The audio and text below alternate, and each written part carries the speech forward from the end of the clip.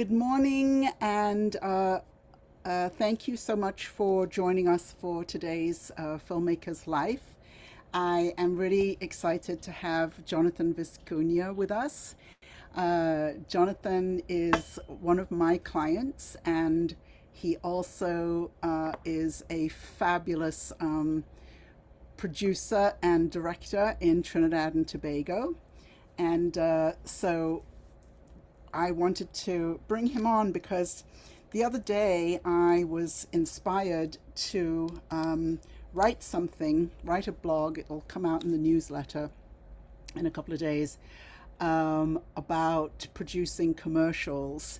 And I don't usually talk about that because it's not my specialty. My specialty is making films, but I thought it would be great because a lot of times filmmakers are making their money, paying their bills through commercial production, right? So I thought it would be great to have Jonathan on today and talk a little bit about that and talk a little bit about what it's like to run a commercial production company and and just share some of your wisdom because you've been doing it for a long time.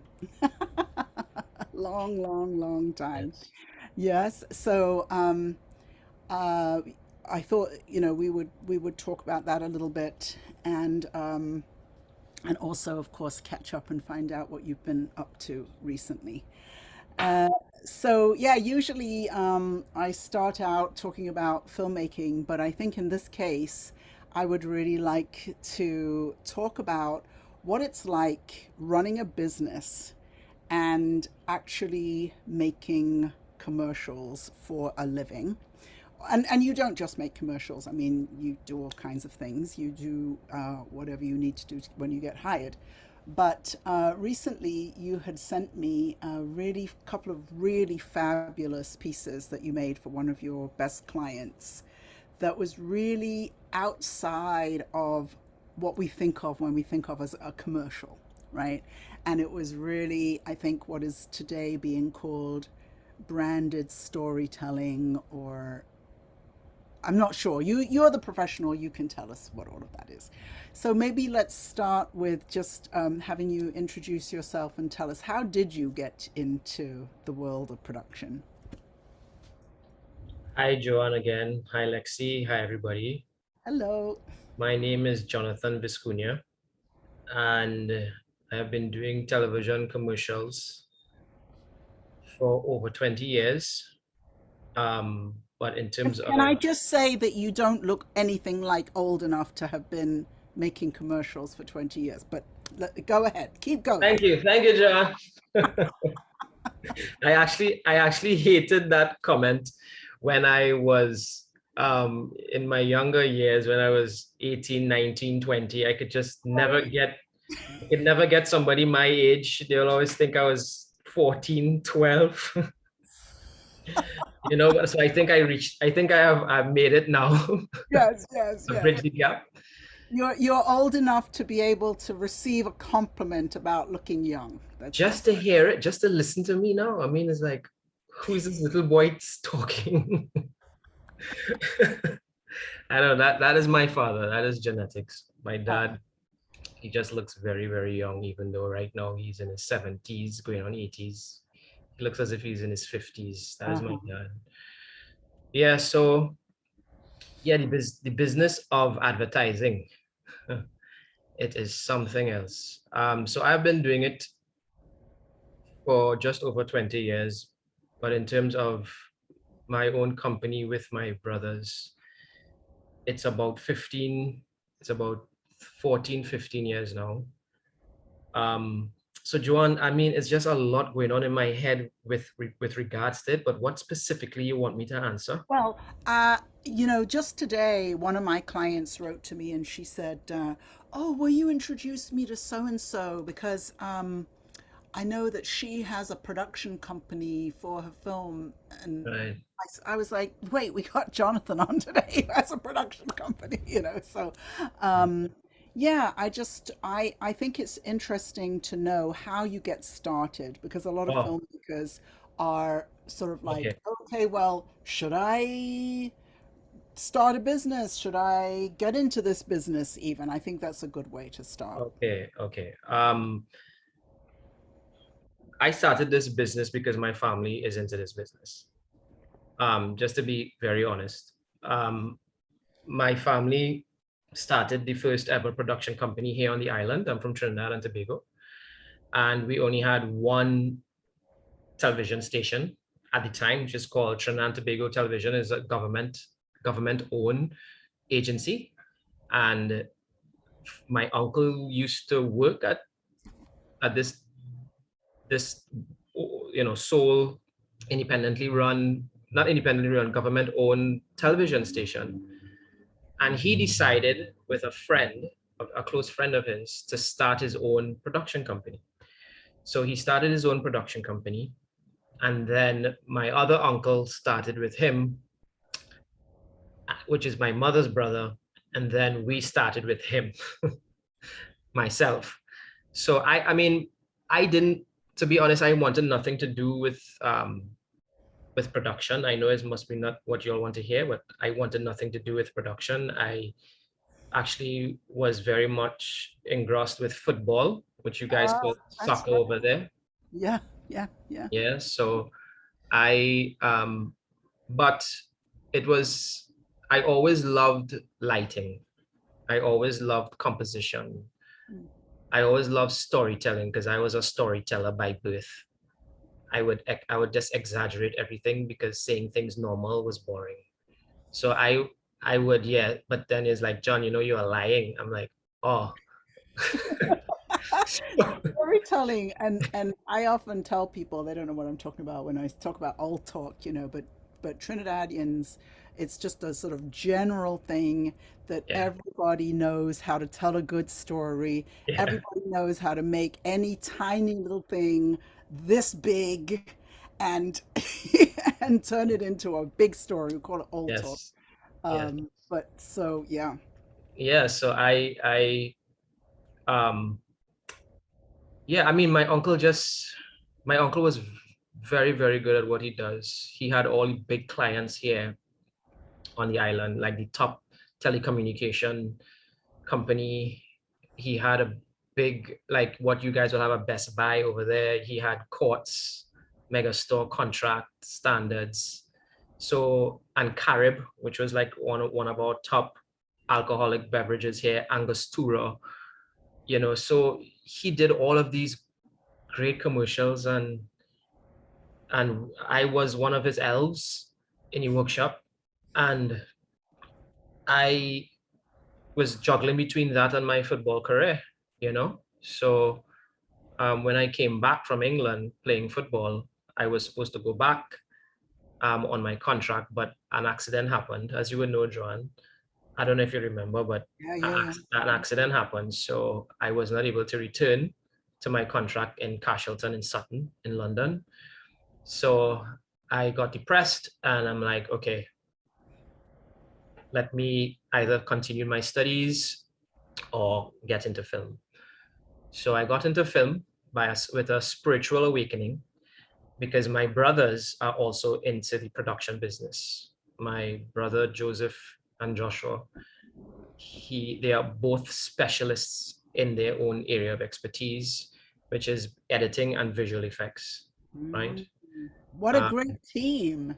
yeah, well, the team was building, right? The Uh-huh, team was right. really building, but I just saw like this path was being created, and I wanted nothing to do with it. Uh, I rebelled, and I rebelled until I was basically held to a corner and said, John, you have to take lead and do this thing, boy. So I eventually did.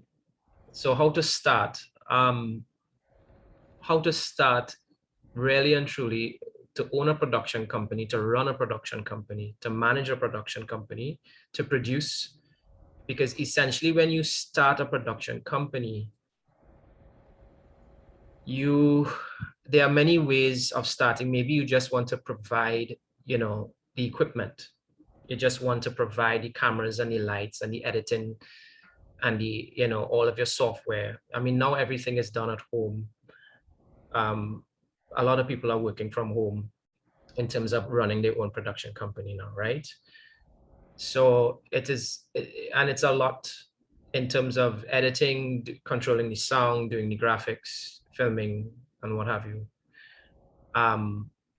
So immediately, like right away, you have to establish some ground rules within yourself, especially if you're going to take on something like this at home, because it could get very much complicated with your family life. Now, when I was younger, to be honest, I thought that 18-hour days are normal, Right.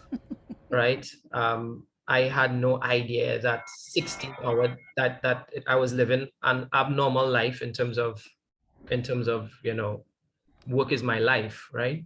So I'm always editing, I'm always shooting, I'm always speaking to the client in those days. So what happened is that you have to establish right away if this is what you want, and also start finding a team. Like I will always like highly suggest that.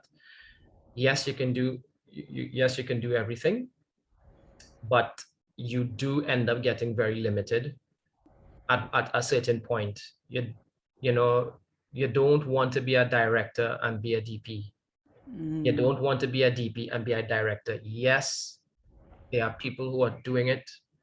Yes, people are successful, quote unquote, in doing it.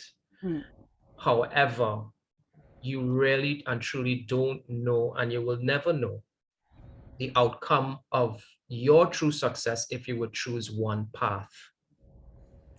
So in other words, if you are directing a film or directing a short or directing a corporate video, whatever it is, and you really, really want the best for that product as an artist, you would want to hire somebody who you would trust, at least on that day, to say, here's what, you DP this, you shoot this, and I would direct this. Or again, you have to be honest within yourself to discern and say, hey, you want the best for this product. You know you are stronger at lighting, you're stronger at DPing, but everybody wants titles, right? And that's the thing.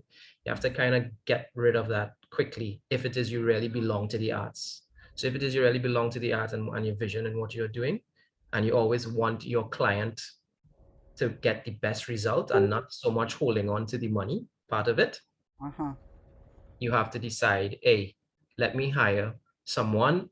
And it's an act of faith in terms of you're going to get more work. Let the outcome be great, right? So hire this person, do it. So in other words, it's to really disseminate it. It's to really share the work around.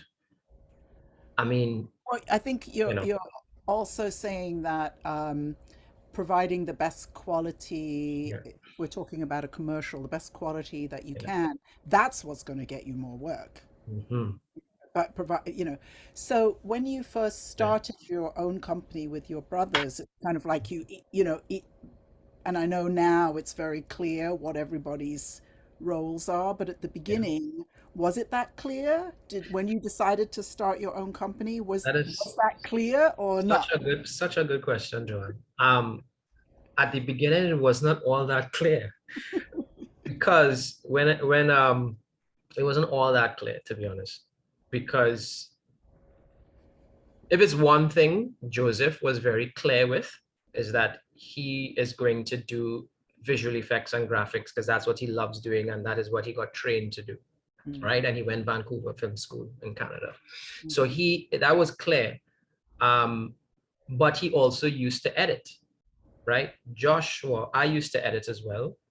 I came from a heavy editing background, but I also came from a very heavy shooting background. I think a lot of DPs or a lot of Right.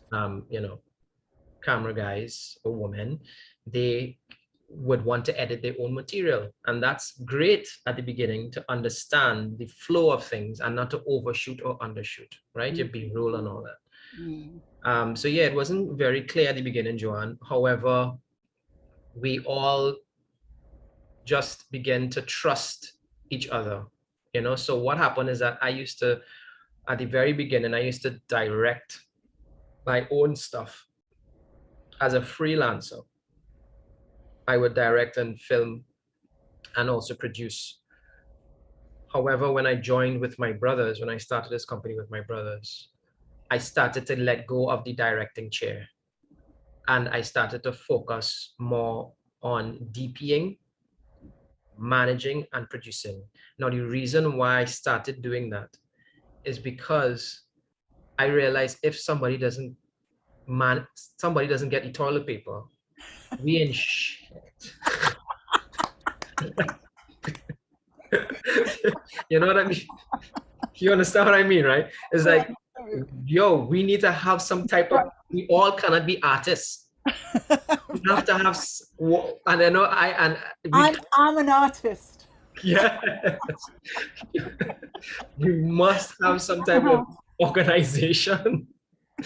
So I'm like, okay, no, I have to watch the money. I said, no, okay. And I just automatically, not that me being the first brother or the eldest, that I'm just like, no, we're going to lose money. We're making all this money, and we are just losing at the same time, just overspending, and like, okay, you're hired. Everybody's hired. We love, but we have to start also treating the script for what it is. We always like to give bells and whistles. That's the next thing too, according to what you want to focus on in this production company. Are you just going to give a technical service, or are you going to give a brand service to your clients as well? Ooh, can you say more about that? Yeah. So with that came understanding the culture that you are in, understanding the environment that you're in, understanding the dialect associated within your own community, that it must be attached to the pillars of your client. So your client basically will have certain pillars and foundations that they all follow and abide by. And you have to somewhat always find the middle ground. I mean, if it is you're now starting off and the client says, hey, this is what I want, because I want this certain color because of the logo, and this is what we represent. I know those are things that you could never, you can't pull any rug underneath them with that. But in terms of how stoic they may be, how they are positioned in society, or how they would like themselves to be perceived, you would need some marketing experience in order to try and juggle them, or try to persuade them into, hey, this is how we would like the graphics to show up. This is how we would like the character, what we want the character to say, or the protagonist.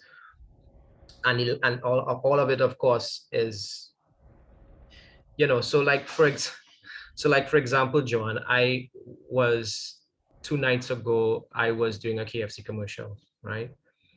And everybody knows what KFC is. Oh yeah, everybody calls that here. Yeah. KFC, Kentucky Fried Chicken, right?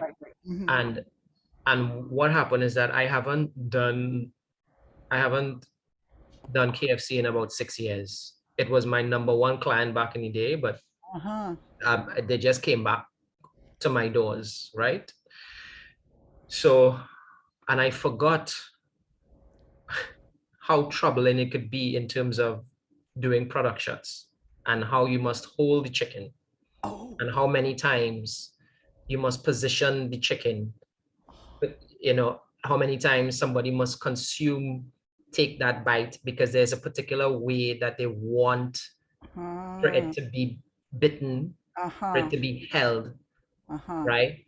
So it's a real pain in the neck, right? When it is that you are not accustomed, understanding that, hey, if you are doing food, you must quote for extra hours just for the food itself, because right now clients just want everything done. For the food prep, you mean, or for that? Not so much for the food prep, because all that is the food stylist, right? But in terms of how the talent will be holding the chicken, and the way, because just the fingers being held onto the chicken alone could take 4 hours. Wow. If it is that you do not start putting in some ground rules from before. So what Uh-huh. happened is that things started to go a little bit, not a little bit, things were things were going longer, right? And again, you being the owner of the production company, you have to say, hey, this is going into overtime. Mm-hmm. You have to also be you have to know your client, so you have to say, hey, it's going into overtime. Please, we cannot be fiddling too much with this. I mean, it's a 30-second commercial, so you have to also understand how much your client could take, how much Yes, yes yes. and knows, because in this industry, and I'm sure it is over there in the States as well, that because we deal with agencies, as a matter of fact, we dealt with Ogilvy, Oh, who is the parent company for right. the parent company for the agency here in Trinidad. So we were dealing directly with Ogilvy in the States for this KFC commercial. And they were there virtually, right? Making sure that everything was okay, right? Making sure the fingers were correctly on the chicken. Yeah. Making Yes, sure the fingers were correctly there and that exactly what we sold them on the director's treatment was right. also there as well. I mean, all of that was done before, but just on the day. I think this piece that you're talking about here is something that a lot of people don't understand when you're in that world, in the commercial production world, that the necessity of negotiating with the client is probably your number one job as being the one who runs the show, right? So that negotiation from beforehand, deciding, collaborating on what's going to happen, but within the constraints of what that brand guideline is, and That's right. then getting on the set and then making it, and then delivery, and how many times it's going to get changed after you've delivered, that kind of thing. Yes. All Yes. of that relationship has to be managed over Yes. a long period of time. And then if you're That's actually going right. to be lucky enough, as you are, to have clients year in and year out, that relationship has to be managed over such a long period of time. Yes. Yes, because it also changes as well, you know. Mm. So the relationship, it also changes with regards to budget constraints and Mhm. COVID and all of these other things they like to mention to you to be considerate Uh-huh. about your quoting and the team that you usually like to work with, right? So all of those things are also are factors. Can I Um, ask you, yeah, when yeah, you started your company with your brothers, yes. and this is a very technical question, but do you remember if you took jobs before you set up a business? Or did you set up a business and then start making money? Because I'm a big proponent of start making money and then start your business. But do you happen to remember how you handled that? Okay. So, okay. So this is what I remember. What I remember is that what I remember when we started this business, we all had our own. I mean, my two brothers, they were working for a production company, right? I was working for a production company as well, but I left and I started freelancing for a year. Uh-huh, uh-huh. So during that year, I made a lot of money freelancing. And I went to my brothers and say, hey, here's the money. Let's start the business. And they jumped on board. When we started, we got the equipment, in those days were Firewire. I don't know who is here, but they were Firewire days and mini DV tapes. Those are the cameras, the Panasonic 100B. That's what I invested in at that time, and the mini DV deck. I mean, we also had a DG Beta Max camera. Anyway, I'm not going to get into those things. Fancy. Yeah, yeah. Yeah, but what I'm saying is that we did not know what the heck we were doing. Meaning that all we know all we knew is that this was the way. That's all we knew. And it was a big risk that we were all taking. each and every one of us. And what happened is that we just knew that we were on top of our game on the island in Trinidad. A lot of people like us, and it's like, you know what? If anything was to fail, we will all still have our individual Right, clients, right. right? Because we didn't had any corporate. No, I didn't have any corporate clients. Right. But when the first week or the last week when we were painting the studio, this is when miraculously, Digicel got a whiff of this. Digicel is the equivalent maybe of AT&T in That's America right. or BT in England. Yeah. Yes, and they came through our doors. They walked through our doors, and they say, guys, we've heard of y'all starting up this company. And we had no clients or anything like that yet. Wow. So they just walked through our doors, and we just felt so great. Wow. And started on this 5-year regional contract. But it was not even like a contract signed on paper. It was not even, they just said, hey, come, let's go. And that's what happened there. So that's all I remember, Joanne.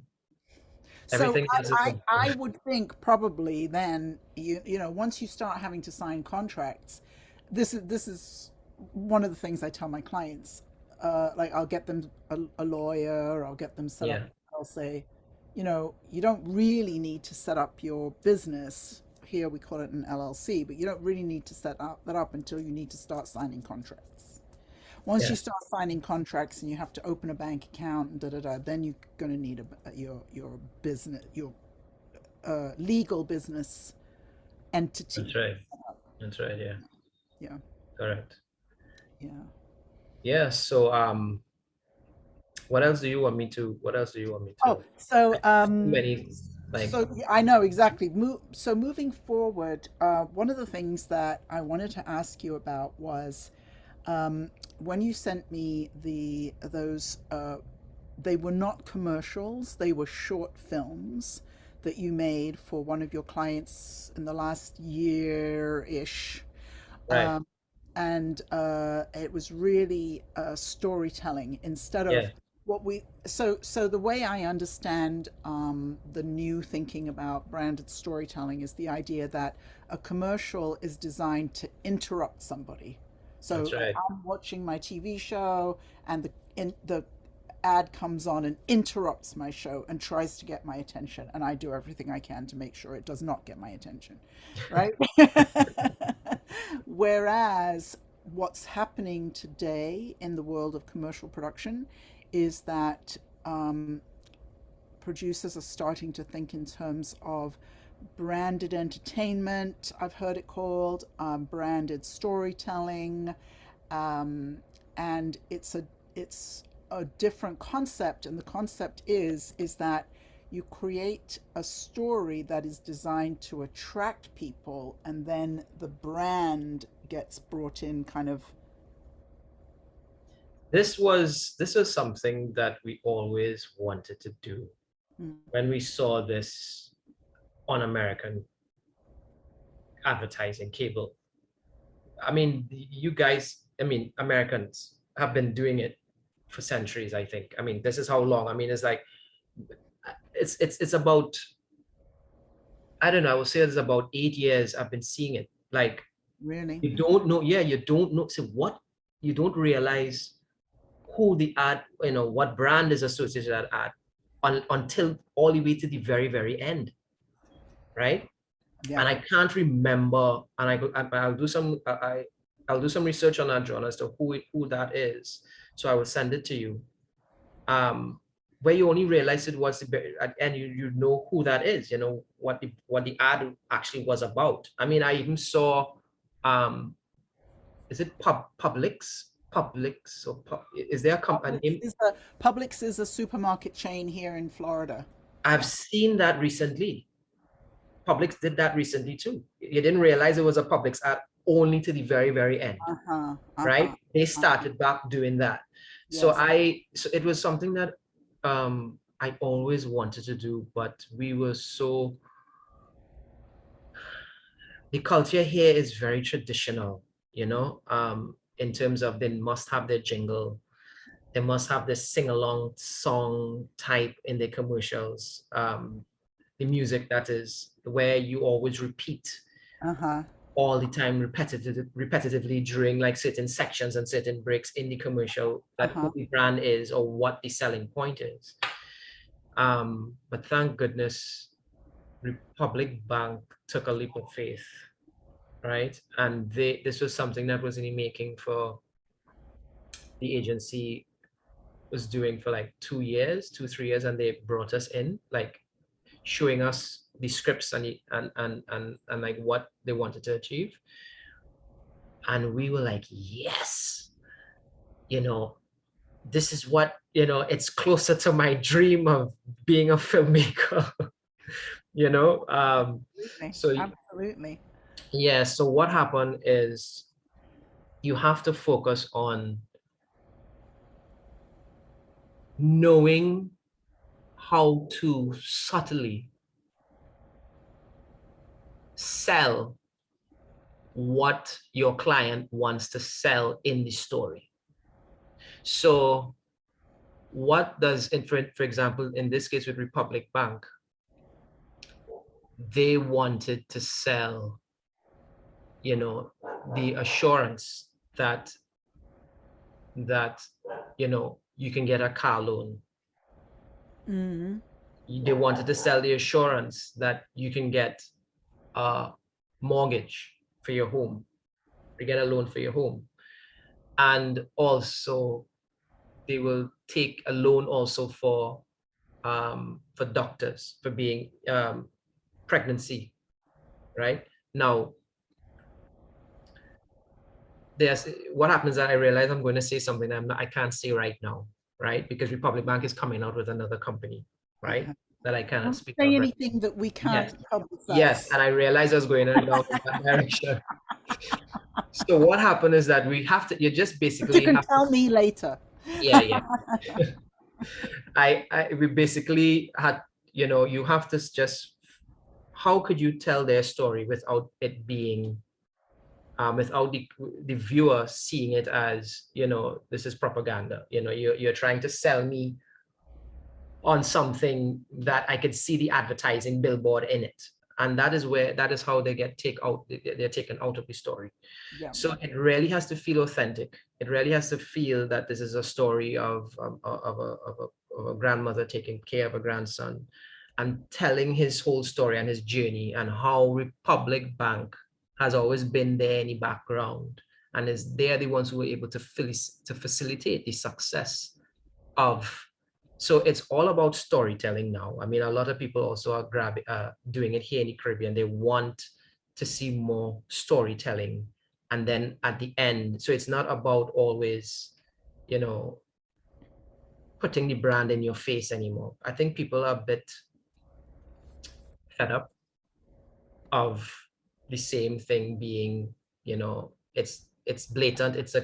It's a KFC commercial. It's blatant that it's a Republic Bank or digital commercial. However, once it's done well, so if it is you're doing a traditional approach, then you have to back it up by, who is Marshall Montana going to be in your commercial, or is it going to be somebody that we all like the song, you know? So yeah, that is the approach that we are also, because storytelling for us is the number one route that we like to take, um, to sell an idea to a client, Well, and fit in with their brand. when I think before I started seeing what I'm calling branded storytelling, I, if that I don't know if that's the term you use, but before that, when I was still in the nonprofit world, I saw a concept that was called cause-related marketing. Mm, And so in the blog post that I wrote, I was writing about these Chipotle commercials, and in the commercials, they're really promoting the Chipotle Foundation. They're not promoting their food. Well, they are, but they're not. But the story in the ad is of a farmer who mhm, is whose business, whose farm is dying because of economic realities, Mm-hmm. and who then decides to really focus on organic farming. And as a Mm-hmm. result of focusing on organic farming, then actually does well with the business. And Right. Chipotle comes in right at the end and says, you know, we support organic farmers in America. Right. Right. So the Right. cause related piece of it is the concept that a brand will market the cause that it's supporting. Yes. And so that was the first time I ever heard of that concept, the cause related marketing. And then I feel as though that's really kind of grown into this branded storytelling concept where it's not Chipotle saying, here, eat this, That's eat right. that. That's It's right. it's about the values and the Right. principles and the foundations of the Chipotle brand, That's right. their brand values that Yeah. they want to get Yeah. across. Yeah. We cause this. This is in the long run, this is what will happen to you Uh huh. Uh by huh. Uh staying huh. with us. Your story can be like this Yeah. because of the yeah. So yes. So yeah. Yes.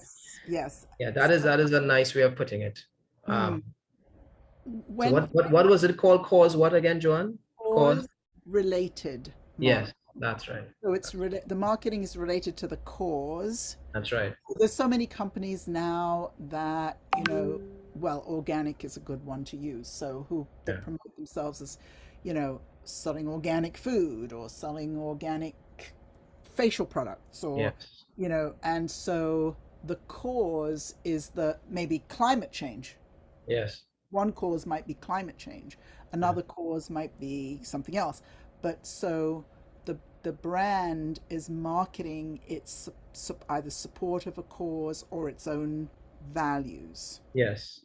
And as storytellers, Joanne, we don't think about those things.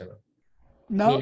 Meaning, what I mean by that is unless we are given a directive, Uh right? huh. Once Uh they're huh. given a directive and say, hey, yes, but from at the core of it, it's like once you are with a particular client, which we have been with Republic Bank for a long time, because we're also doing all the internal corporate work, Uh right? huh. Uh huh. Like they nonprofit, they support a lot of nonprofit, cancer society,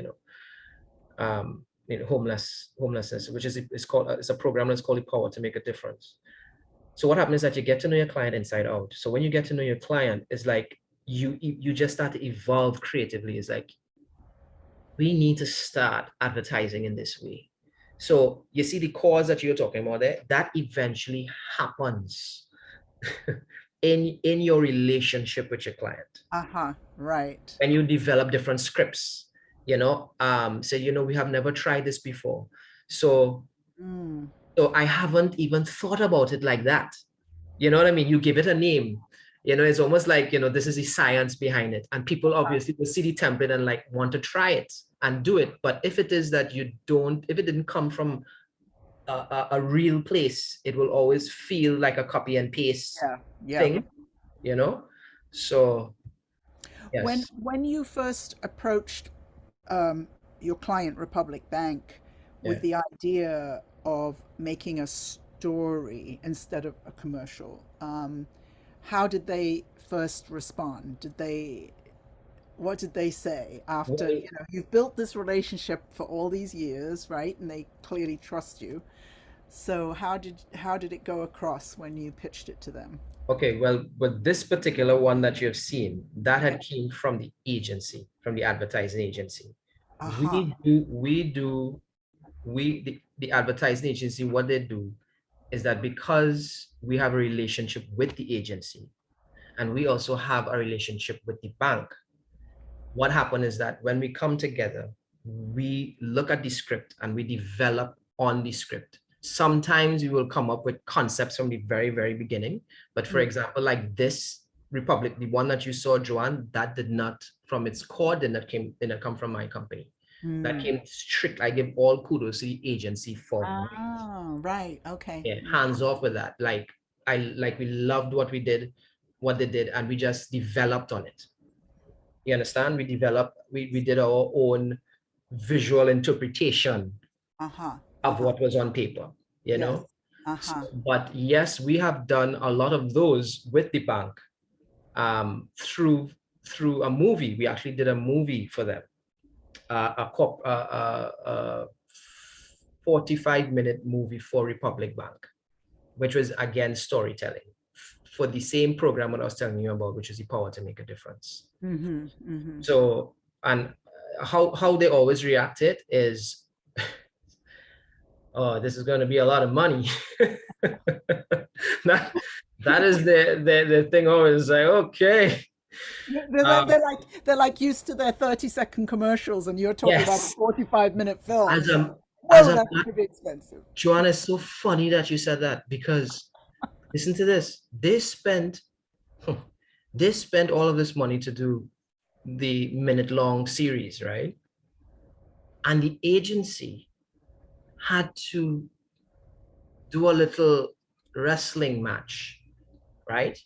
With them to run the minute-long series, so the minute-long commercial. So even though they spent money on the minute-long commercial, they nearly didn't run it on air. Ooh, They wanted the 30-second version wow, of it. wow. And I was like, no, you have to let the people tell you. So what I'm saying is that in the production business world, you also have to fight for your own creative to go to air sometimes. Uh-huh. Even though they pay it and they give, you get your money and everything is good with your money and they pay you.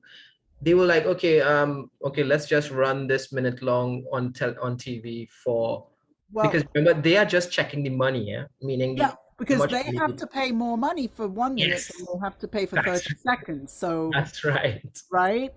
That's right. It's funny, I have a model that I've taught some of my clients. So years ago, I produced a project for a nonprofit, and basically they had been offered by a television station, they had been offered free 30-second commercial slots, Right, right? right. So I wanted to make them a 30-second commercial and make them a 5-minute fundraising video that they could use. Nice, nice. That is beautiful. So, and I've taught that to several clients. So Yeah, we go to a client and tell them we'll make you a 5-minute video for fundraising purposes, yeah. but we'll at the same time get the 30-second commercial. So they'd been offered the 30-second slots Yes. by this TV station. You know what the TV station ended up doing? They ended up running the 5-minute piece Wow. for months and months. Wow. I mean, the dollar value of that Wow. is just, you Yes, know, beyond. But they loved it so much, they ran the 5-minute piece. that is And excellent. and Could so have it gotten underwriters for that too, Joanne. If if the station let's will do allow it. it. Let's do it.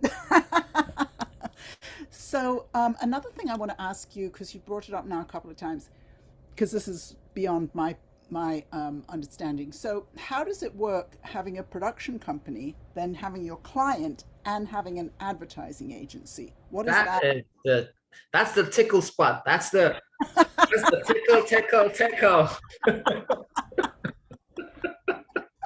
Whoa, let me tell you, it is insane, especially when you are the top of your game. Because when you're on the top of your game, right?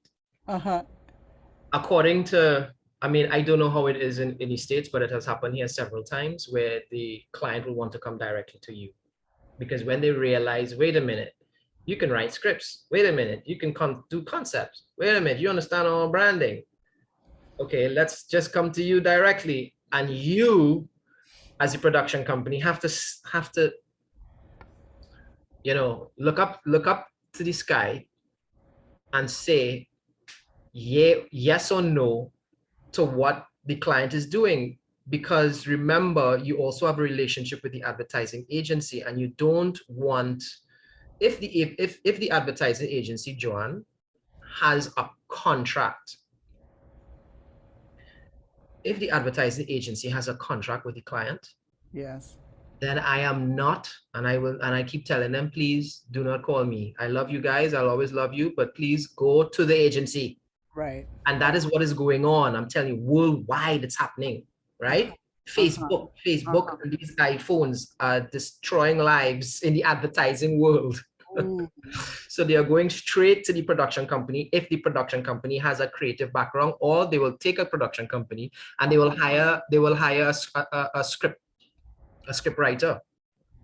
You understand? And try and take that away from the agency, or they will just give the agency the digital side of it, the digital contract of it, the PR.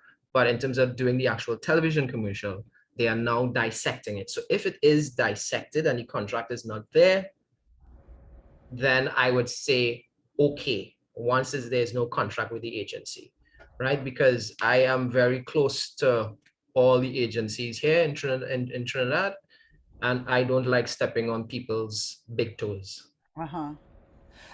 Who pays better?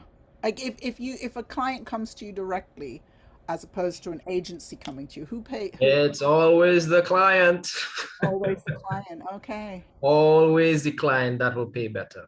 Because Okay. you remember the agency take their cut. They take a cut of, I think it's roughly 18%, Joanne, Uh-huh.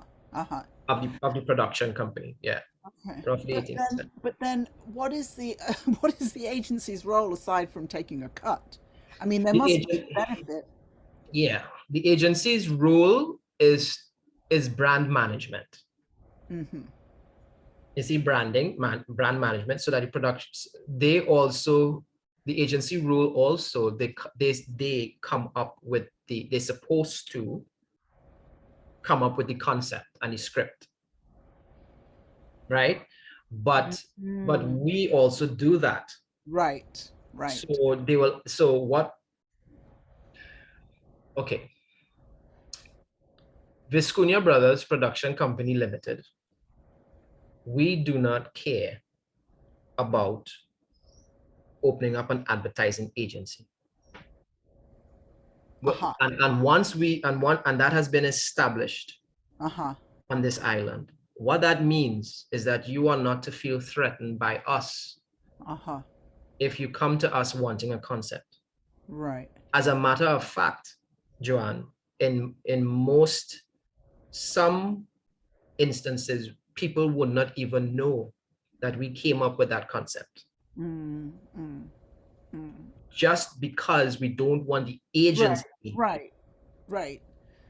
to feel any which way with their client, or the client to say, hey, Yeah. let's just go to Viscuña Brothers because they came up with the concept. No. Right.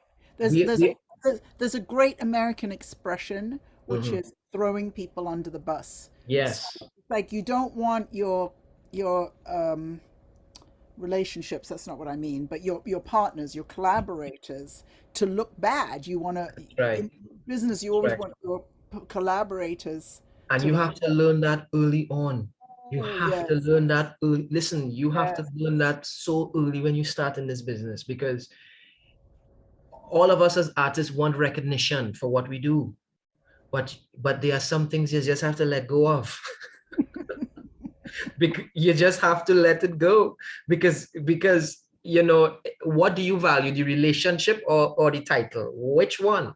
Uh-huh. You know, so, and you think about it, and what made it so much easier for us is that we are not interested in becoming an advertising agency. So Right. because we are not interested in that, no way could you ever feel threatened by us taking your client. Uh-huh. Uh-huh. Because it's trust me when I tell you, Joanne, the advertising agency world is a total different beast on its Uh-huh. own. Uh-huh. When a client comes to you directly, there are certain ground rules that I immediately have to establish for them not to think that we are going to give you advertising agency services. I see. I You see. understand what I'm saying? So there are Yeah. certain things that I will do, but there are certain things I will not do, because you are talking about going down a different, Yeah. Yeah. it's a different playing field, where for one, we don't have expertise in, Uh-huh. we don't have that. And also, yes, we can do it or try it or attempt it, but it's not something that we love to do. Uh-huh. Right. You understand? And as a matter of fact, we are coming out of it and we are going into the film world. So Yes. that is a reason also You to know, why we're not doing I that. was I was about to say, I don't know anything about the advertising agency world, and I suddenly realized my first job out of college was in an advertising agency. Serious. And So you do have some experience. our clients were all the theaters in London. Right. And Oh, but we had some other unusual, so also the Harlem Globetrotters were our client. nice. So And we you do have did you have to organize any do any PR with them?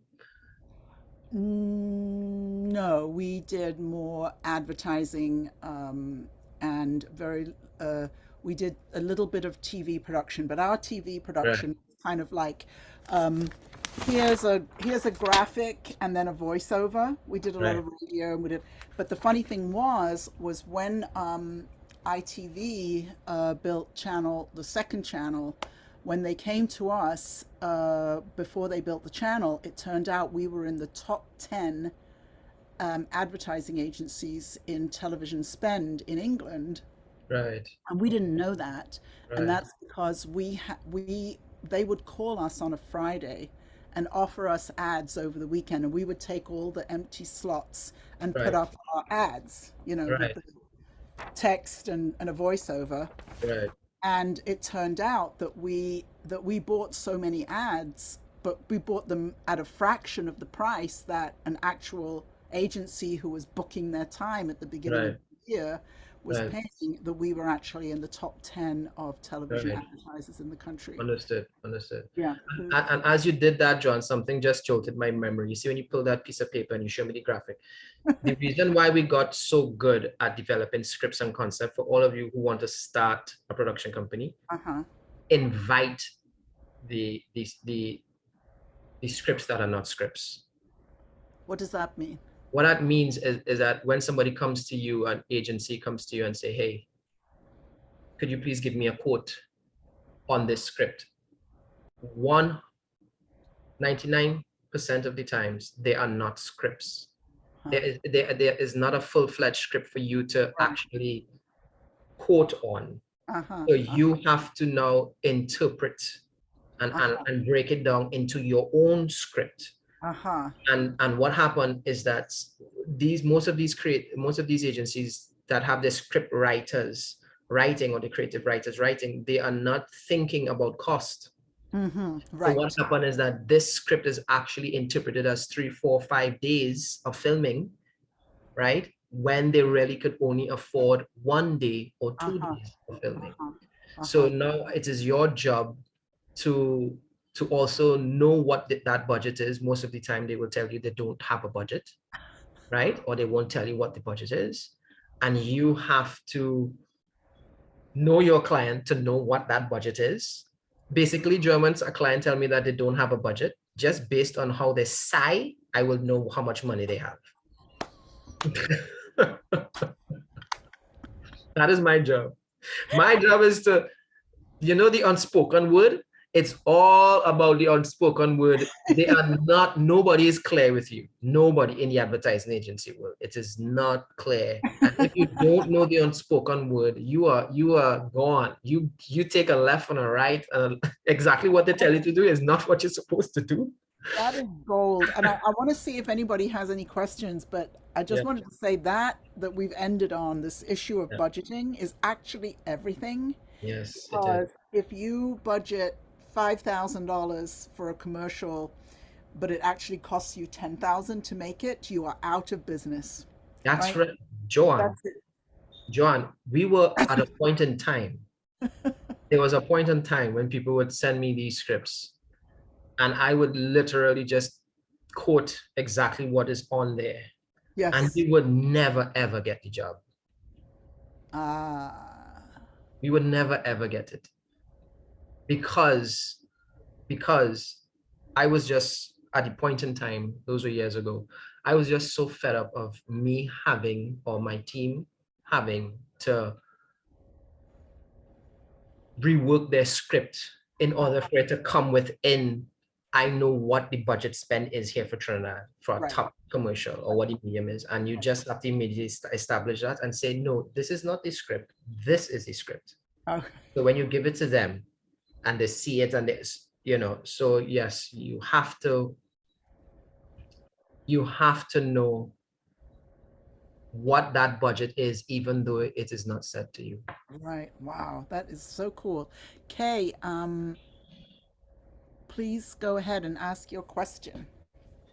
Hi there. Thank you so much for this wonderful talk, and it's both inspiring and really kind of scary in a way too. But the question. So, when you're working on these projects, are you working on it as a director and a producer and a CEO, or I could imagine doing some of those roles in the kind of background or kind of pre-production side of things, but when the client's on set and the ad agency's on set, if they are, how do you navigate like director hat, producer hat, or do you divide that up amongst the teams so somebody's running interference for you basically? Brilliant question. Brilliant. That's brilliant. Okay, so that is the remember when I said at the beginning, I said that it is so important to establish your team, right? So, and don't control one thing. So let me say this. This is how it is with the company, with my company, right? When the minute an email comes in or a phone call comes in, that's on me, right? I handle client services, all client services. So what happens is that I play the client services hat and the project management hat all the way until the last 4 days of my shoot. Last 4 days. So I am always constantly talking about money, constantly talking about script, constantly talking about speaking to the producer. So I have a producer who is my brother, Justin, right? Because he specializes in 2 areas, which is producing and sound editing. So he's a sound. So what happened is that I let go of that hat 4 days before the actual shoot, because I am also the DP. So because I'm also the DP, I also have to speak to my production manager, who, because I have to give a list, an itinerary of all of the lights, of all of the camera gear, of all of those things that has to be arrived on set. So you're speaking to a production manager then, and then now on the day of the shoot itself, I am only the DP. I am not the producer. I am not client services. That falls onto my brother Justin, who is the producer. So the producer on that day, because the producer is also legitimately, the producer is responsible for safety on the set. That's another thing, right? So whoever that producer falls on, if anything happens for like workman compensation, anything that happens to your crew or talent. So yes, so it is all in their own categories. It is all. So I don't, there's a certain point when my hat leaves and then it comes back on. So like after the shoot, so right now the shoot is done, right? Now we are into post with the same KFC job, right? So what happens there, I have to put back on my hat as client services to make sure that the edit and all the changes that comes with the edit in post, all the graphics, all the visual effects, the sound, the scoring, all of that. Now, what is beautiful about us is that the director also sees through the entire process. The director must see through the entire process. It is the responsibility of the director to make sure that the sound and the editing and the visual effects, everything is what we sold the client on. So, but when it comes to any anomalies during the process, meaning if the client wants additional changes, because they're only allowed 3, and all of you all should know, will know that you're only allowed 3 changes. No. People don't know that, Jonathan. Oh, People don't know okay. that. No. Okay. And I had this super sweet client one time, and I think after, I don't know, but it went on and on and on and on and on, and he had never established at the beginning there would only be a certain number of changes, and he just, No, whoa. no. Yeah, that is no. Three changes. Even like if you know Fiverr, I don't know if you guys know Fiverr. Yeah, There's yeah, it's only three changes. If you even look at them too, they will see. right, right. So it's only three changes that is allowed until it starts to incur cost. And that's where I come on board as well. I mean, to be honest with you as well, how do you pronounce your name? Just K. K. Okay. K. Um, you see if the shoot is going to run over time, that is where you'll hear my voice. Mm-hmm. So if it's again money, if it starts to go on overrun, they say, hey, and that's the only time. Other than that, I am not, I'm not running the show on the day. So you have a director that's on staff, or you bring somebody? Direct. No, no, no, no. We have director on staff. We have an AD on staff, assistant director. Very important. I don't know who does shoot. I mean, we used to do it back in the days when we don't have an AD, but it's like, no, you must have an AD. Put that in your budget, please. It is a tremendous joy to have an AD.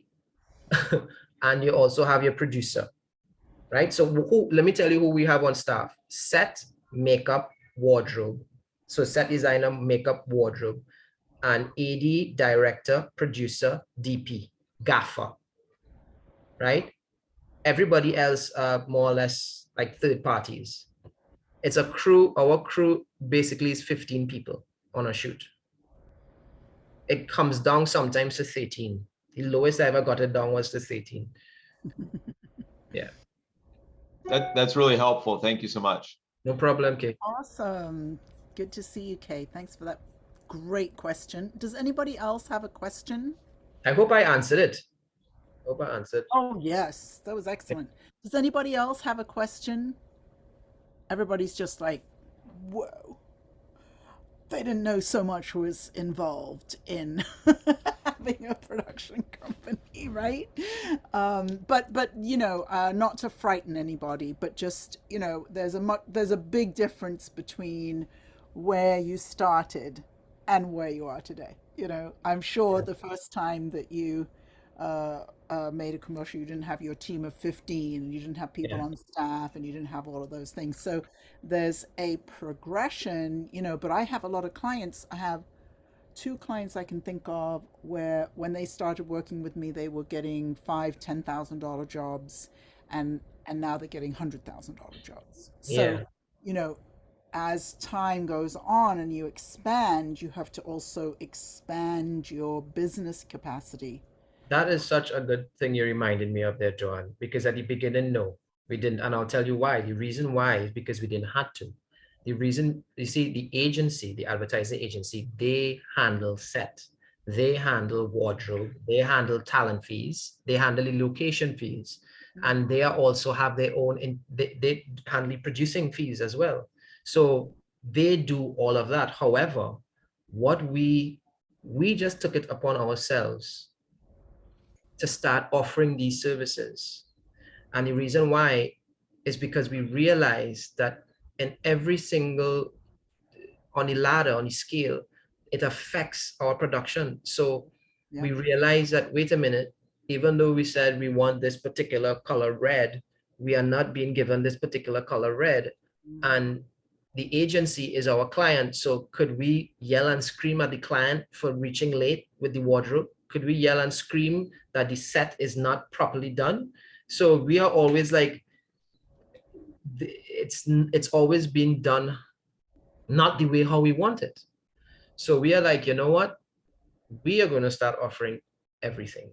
So, you know, and we are not going to even like put a big, huge markup on it. We will put the cut because we just want to hold true to the authenticity of what we are selling to the client. You understand what I'm saying? So we are, because Yeah. What you're describing is how controlling filmmakers are. That's what you're describing.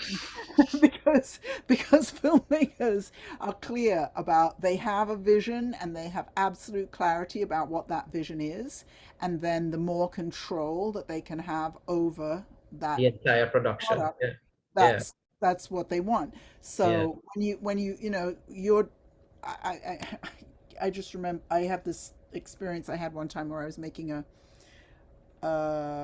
commercial for a nonprofit, and we had something like 50 children there. Wow. And people don't realize that if you have 50 children, you have minimally 50 parents. That's right. Yeah. Minimal. That's right. That's right. Minimally 50 So parents as food. well. And there's a lot of food involved. Yeah. And Chair, my tables. You have to put up. my Yeah. Yeah. my DP showed up an hour late. Okay. And he literally said to me, "I'm an artist." No lie. And so you learn very quickly in film. I feel as though this is like the military, probably. But you learn, if there is somebody that you cannot rely on, they are out. Well, They are out. And you that's have so, to have a team that you can rely on. yeah. What you said there, Joanne, was so alien. Ooh, It was alien, like from another planet. That is what?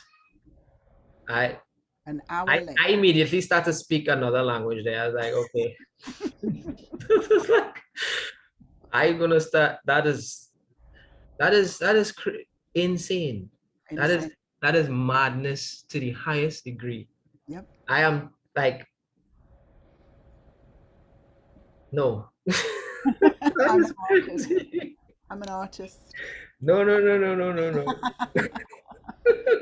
So if we don't have any more questions, I'm going to bring it to a close. But it's so great. I'm so glad that we did this. And I put it earlier in the chat, and I'm going to send it to you. But so this all started because I saw a really fascinating article the other day about somebody who is a leader in the branded storytelling world and has just Yeah. had a big job change and left the agency he started and is doing something else now. And we look forward to seeing what else he comes up with. But Nice. I thought, oh, well, this is going to be so fun. Let's talk about commercial production, which is not something that I usually do. Oh, I know what I want to close with.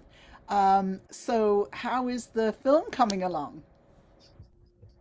I was waiting. I thought I was going to be the first thing. No, no, no. The film, the film, I will start. I did put a pause on the film, Joanne. Yeah, okay. But Yes. then I reopened that book Yes. about 6 months ago. Uh-huh. And ever since I reopened that book, the approach now, what we are doing, we are going after Winston Duke because we have a connection with Winston Duke.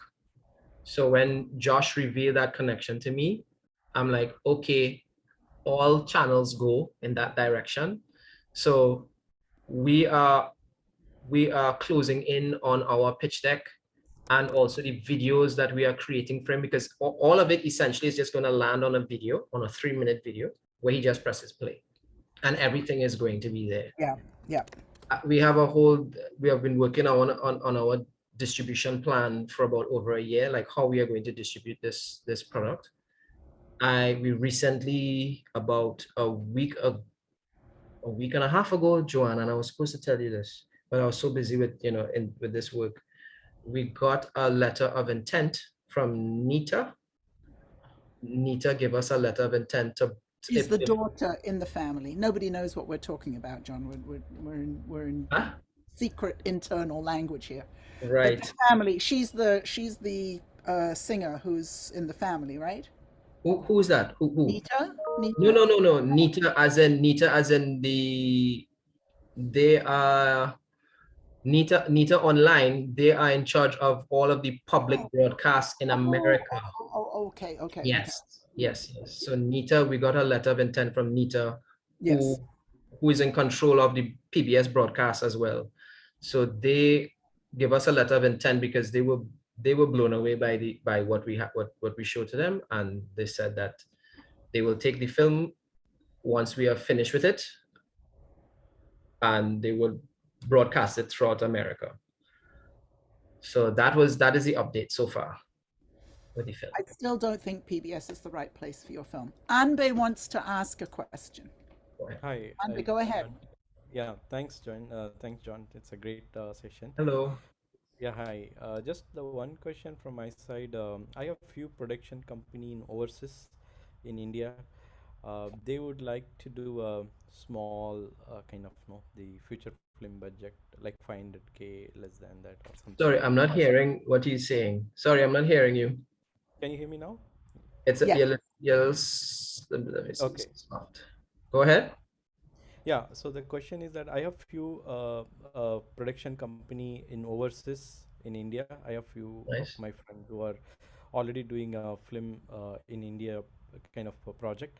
So they would like to do a funding or to do a project in Hollywood in US.